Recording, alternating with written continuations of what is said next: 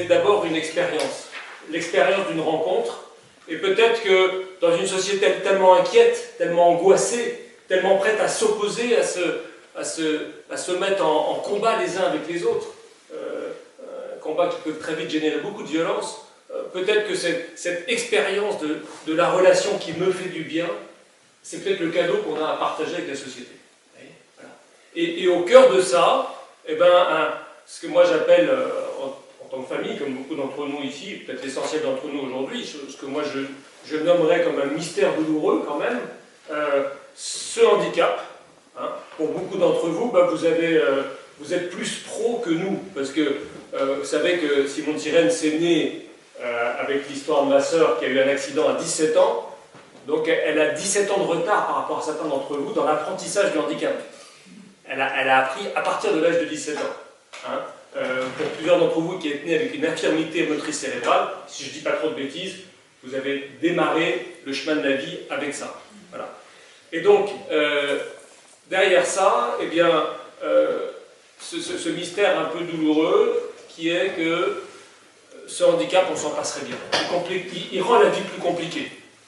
Hein. Ne racontons pas d'histoire là-dessus.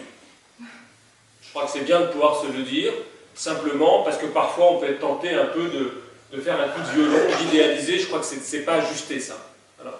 Et puis, on fait l'expérience que ce handicap, il peut nous isoler, il peut nous séparer des autres. Hein. Et il y a quelque chose qui peut être douloureux là aussi. Souvent j'entends ça, hein, dans la chance que j'ai moi dans ma part de mission dans Simone Sirène, c'est d'avoir régulièrement des groupes de parole, des rencontres, etc.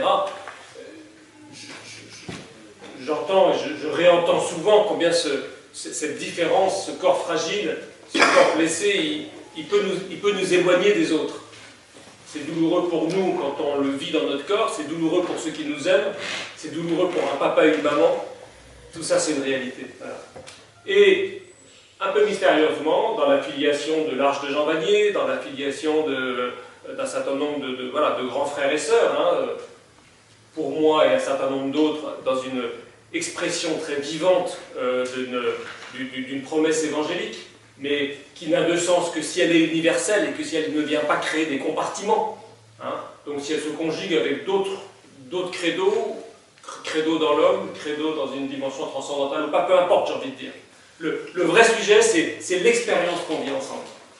Et cette expérience qu'on vit ensemble, c'est avant tout une expérience qui à la fois part de cette réalité douloureuse, et en même temps qui n'a de sens que si chacun de nous, on peut dire « ça me fait du bien ».